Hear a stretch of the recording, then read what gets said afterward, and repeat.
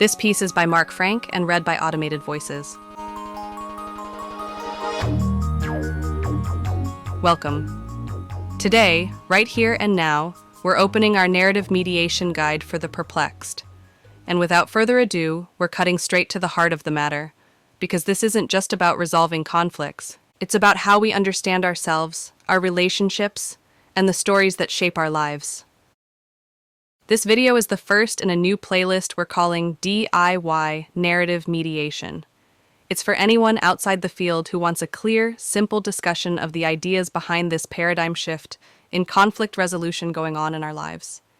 And if you are a mediator or a professional in the field, don't worry. There's a separate playlist that goes deeper into the professional theory of narrative mediation. You'll find the link right here on screen. But for now, let's keep it simple. My guest today is Mark Frank, creator of this YouTube channel, a mediator, a lawyer, and someone who has fallen in love with narrative mediation. Mark, thanks for being here. Thanks, Hope.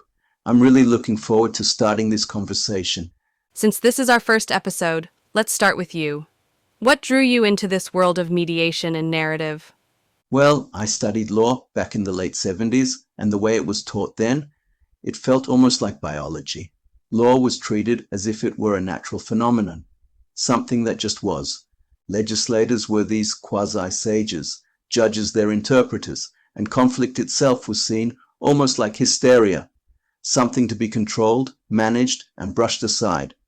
Decades later, I discovered mediation, and while it was a breath of fresh air, I also found it confusing in practice. It made sense in theory, but when real emotions came into the room, it was much harder to apply. Mediation, I figured, was easier said than done. So that gap between theory and lived conflict, that's what pulled you toward narrative mediation? Exactly. Narrative mediation reframes not just conflict, but the paradigm reframes human nature itself. We usually assume people are rational actors, but narrative mediation starts from a different premise. We're storytellers. What do you mean by that? Think about it. We don't experience life as raw data on spreadsheets. We turn events into stories. Stories that give us continuity, coherence, identity. And those stories aren't just for ourselves. They're also how we present ourselves to others, so they'll see us as reliable and relatable. I love that. Because when someone asks, "How was your day?" you don't give them bullet points, you give them a story. Exactly. And that matters in mediation. Traditional approaches, like the getting to yes model, made huge progress by looking beneath positions to find needs and interests, but they didn't really equip us to handle emotions. Anger, fear, shame. Those aren't side notes.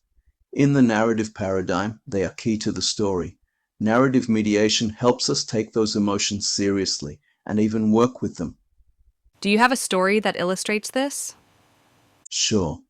One of my favorites is about my father. He immigrated to Australia in the 1950s and worked as a wool buyer. One week, he struck a deal with a farmer at what turned out to be a very low price. That is, because hours later, news of a war overseas made wool prices skyrocket. Suddenly, the wool he'd bought was worth a small fortune. On the one hand, he could have pocketed the profit, but he was worried the farmer would feel cheated once he heard the wool report on the radio. So the next day, my father went back, wrote a personal check for thousands of pounds and said, "Of course I meant to make a profit, but not that much of a profit." That's powerful. And depending on how you tell it, it could mean very different things. Exactly. To his rivals, it made him look like a sucker. To his family, it made him a man of integrity. And late in life, he regaled this story as the turning point in his career, when he earned the trust of an entire farming community, transitioning from something akin to an itinerant peddler into a trusted business associate. Same facts, different meanings. So when you say we're storytellers, you mean it literally. We're constantly editing, reframing, reauthoring. Yes, we all carry these imaginary story folders, different plot inflections, different character portrayals, shifting versions. Which one we tell depends on context. And that's what narrative mediation does. It says, let's bring more of those possible versions into the open. Let's not reduce someone to the aggressor, or the victim. Let's explore the bigger, multi-layered story. Because when you realize the story isn't fixed, the conflict isn't fixed either. And that creates the possibility of change. That's such a hopeful idea. And for those who want to keep learning, this is just the beginning. You've got a whole YouTube series, right? Yes, it's in Hebrew, and we're working on English versions, including this vodcast playlist. It introduces these ideas step by step.